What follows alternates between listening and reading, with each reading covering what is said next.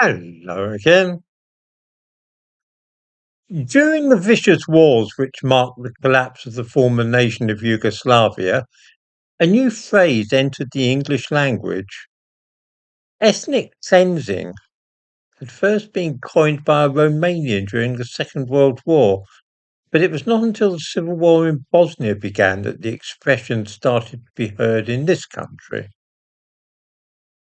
Ethnic cleansing has been defined as the systematic forced removal of ethnic, racial, or religious groups from a given area, with the intent of making the society ethnically homogeneous.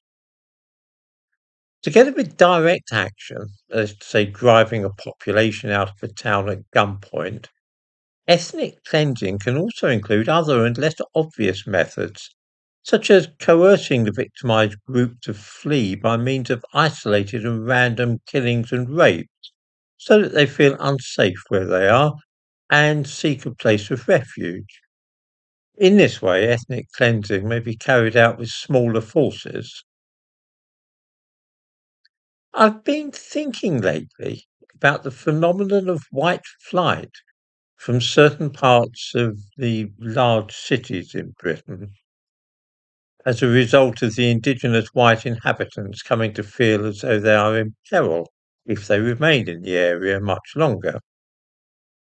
This is typically because there are increasingly frequent and unpredictable acts of savagery and violence in the neighbourhood. A rape here, a drive-by shooting there, and normal law-abiding citizens begin to feel uneasy. They're afraid that the violence might next strike their own family. Perhaps one of their own children might end up being raped or murdered. So it is that they start looking at properties in other areas, but perhaps on the very edge of the city or in a nearby smaller town. I understand this feeling perfectly, and indeed, when the inner city area of Tottenham, where we were living, began to get increasingly violent in the 1990s, it led to my own family relocating to Essex. Most of the parents we knew there were making similar decisions at that time. A natural consequence of this was, of course, that the local schools in the district gradually had fewer and fewer white pupils, and this too caused the process of demographic change to accelerate. Here are a few interesting statistics about schools in England. In 72 schools in England, there is not a single white British child. In a further 454 schools, white British children make up fewer than 2% of the students. That's to say that those schools are over 98% non-white British. White British children are now a minority in a quarter of schools in the United Kingdom. We are talking here of entire boroughs where white British people are now a small minority, a proportion which is still shrinking. Whatever you choose to call this demographic change, the fact is that it has usually been precipitated by anxiety and fear.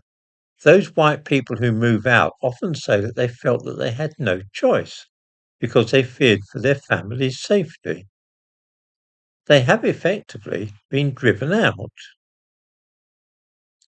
Looked at objectively, the situation where random acts of savagery cause people to flee an area, leaving behind a home which is then occupied by members of another ethnic group, could be described as ethnic cleansing. At any rate, the sequence of events certainly fits the dictionary definition of ethnic cleansing. This realization is a sobering one. 30 years ago, we watched the transfer of populations taking place during the wars in Bosnia, Croatia, and Slovenia, as Catholics replaced the Orthodox or vice versa, and Christians displaced Muslims. And we thank heaven that we lived in a country where such terrible things could never happen. Now, a generation later, we are seeing a low-key and slow-motion reenactment of this same process in our own capital city, and we're left to watch in bewilderment. wondering how it's ever come to this.